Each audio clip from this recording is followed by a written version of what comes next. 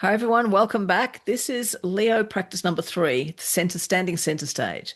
And this is almost literally what it says on the tin.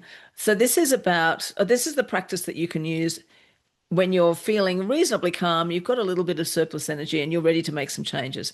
This is about taking up space and expressing your you-ness into the world, because expressing you is a gift to the world around you. If you were programmed to be humble or to not take up space, this practice will feel stretchy and uncomfortable, and that's quite normal. So do it at the pace that feels okay to you.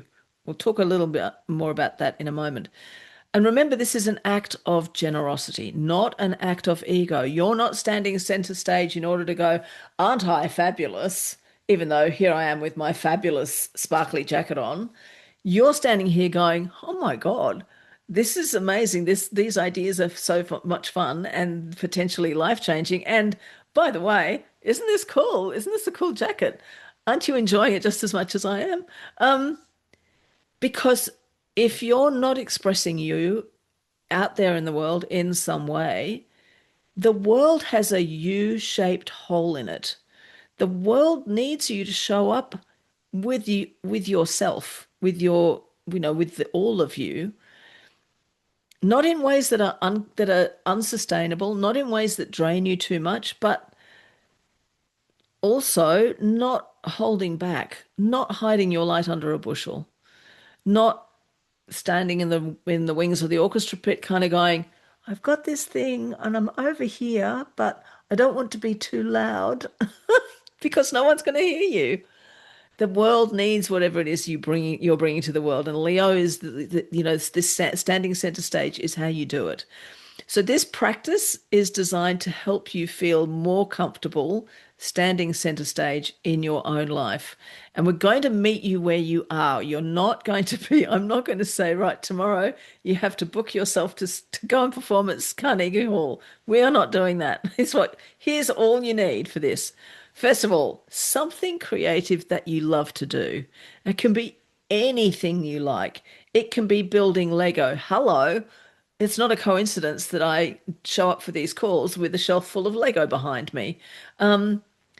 Something creative that you like to do it can be decorating biscuits and cookies and cakes. It can be art, it can be poetry, it can be music, it can be fiction, it can be crafting of all kinds, beading and knitting and embroidery, and the list goes on, woodwork and welding, all kinds of things, sculpture. Anyway, something creative that you love to do that's ingredient number one.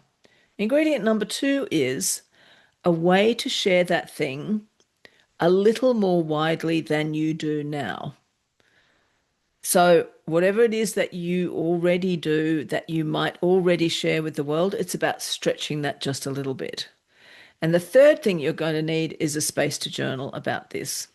So, creative can include everything from fine art to engineering, from Shakespeare to funny limericks, from banking to baking. It's everything.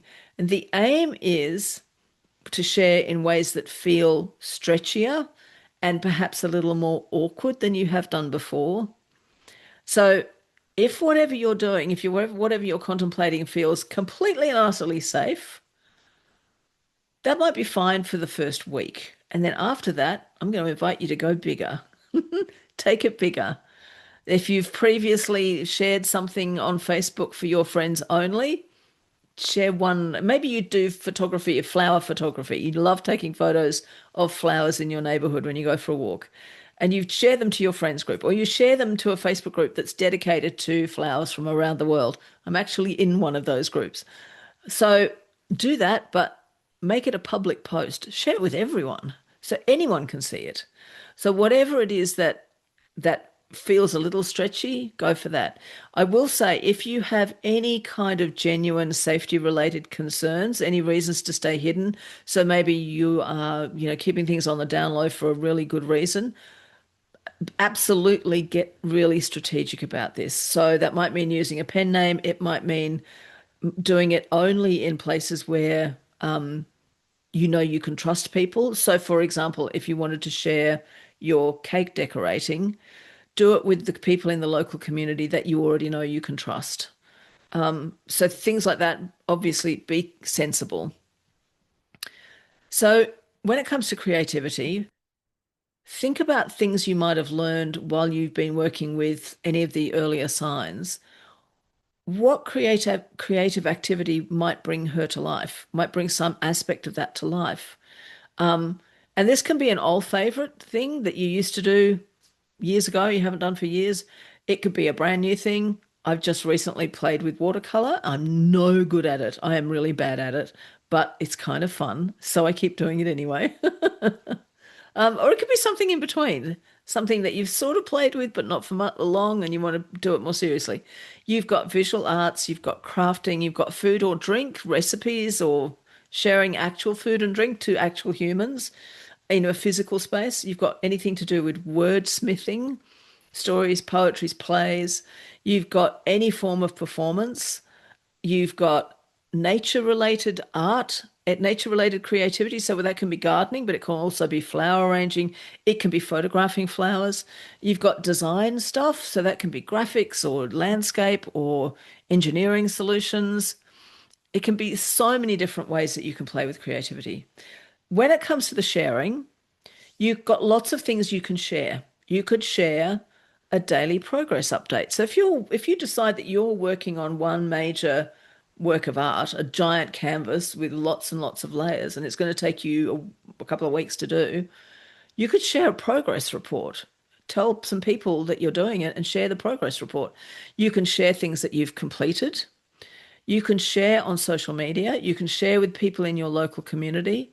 You can join or run a class in your creative thing so that strangers can experience it. You can gift your thing to some fundraiser for a cause you care about. You can, whatever it is that you've made, you can stick it in your front window so that people walking past can see you. Or if you live on the 20th floor, put it in the windows for passing birds to see. That counts. You can enter it into a competition for judgment. That's very stretchy, or it can be. You can literally stand center stage and share it, perform it in some way.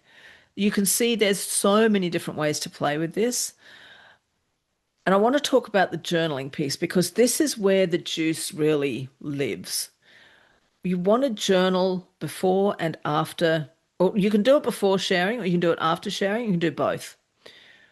But I want you to take a deep breath and think about this thing that you've made that you are sharing and imagine that you are channeling your inner lion. There is this part of you that is majestic, playful, yes, but fucking majestic. Pardon my French. Um, I want you to imagine that you are really standing four square in that lion stance. And then write in your journal what you are most proud of.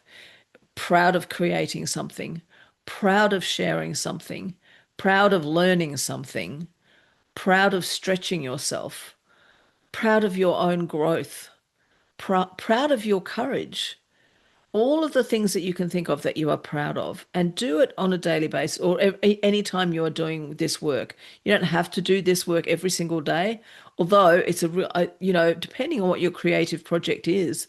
If it's photographing flowers, I don't know why I'm obsessed about that. If it's photographing flowers, you could totally go out and take a snapshot of some flowers and then share that on a daily basis. You could turn it into a Leo project on Facebook or on Twitter or on TikTok, wherever you want to play. And the reason the journaling is so important is because it really helps you teach your brain that actually standing center stage and sharing your own creativity is safe. This is something you can do. This is something you can step into. You get to define how you're going to do it. If you want to do something on the main stage at Sydney Opera House, you might have to book it a couple of years in advance. I don't know how busy the schedule is there. Then go for it, but you don't have to. It could be, a tiny living room theatre performed to six people. Whatever it is that you're doing and however it is you're sharing, it just needs to be a little bit more than you have been doing. And then you celebrate the shit out of it and really feel into how proud you are of this. There's a reason that the collective noun for lions is a pride. Let's channel some of that and get that leonine energy moving through us so that you can take up your space in the world so that there's no hole, so that you're not missing. All right.